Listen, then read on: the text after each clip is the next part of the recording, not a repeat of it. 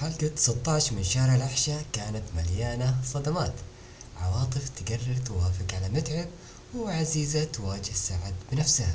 وفي النهاية يظهر دليل أن سعد كان قريب جدا من البيت. الحلقة تبدأ بعزيزة تروح لبيت أم سعد وتسألها إذا سعد جاء اليوم، وتعطيها مرقوق وتمشي. بعدها تجلس عزيزة في السطح وتفكر في كل اللي صار.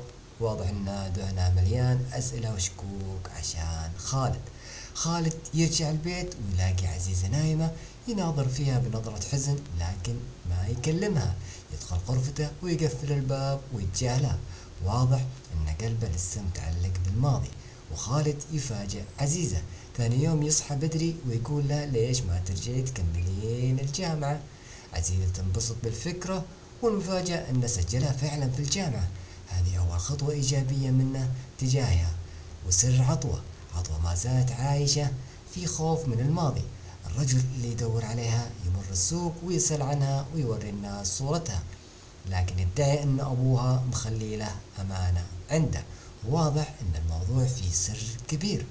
وعواطف تبدأ تقتنع بمتعب. متعب تحاول تقنع عواطف أن الحياة ما توقف على موضوع الإنجاب. وسعد يرجع متخفي لحي العشاء. يدخل بيت أمه ويقول له إن شاء الله يمه أرجع طبيعي وتخطبي لي عواطف. أمه تعطيه رسالة من عزيزة وتقراها، وعزيزة تحذر فيه أن خالد يبحث عنه. لكن سعد ما اهتم كثير. المواجهة بين عزيزة وسعد، وأثناء خروجه يصادف عزيزة تواجهه مباشرة وتقول له ليش قتلت، لكن سعد يقسم انه ما قتل احد، ويقول لها انه كان يحاول يساعد الناس ولا حب انه يضر احد. وعزيزة تهدده انها بتفضحه، لكن سعد يحاول يقنعها عشان عواطف لا تسوين كذا. صدمة سعد.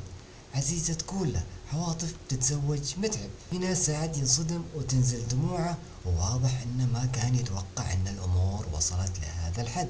في نفس الوقت عواطف تقول لعزيزة انها قررت توافق على متعب، لكنها تطلع السلسال ومترددة هل ترميه ولا لا. ونهاية الحلقة حديثها مع أم متعب إنها راح تقول لها إنها راح توافق على متعب. اللي عواطف فجأة تشوف السجاد اللي كان همزة وصل بينها وبين سعد موجود على الجدار. هنا أصابتها الدهشة وعرفت إن سعد لا زال حي. هنا يبدأ الأكشن مع الحلقة 17. لا تنسوا تدعمكم بالاشتراك واللايك، ونشارككم إن شاء الله هذا الأكشن. ودعتكم الله وفي أمان.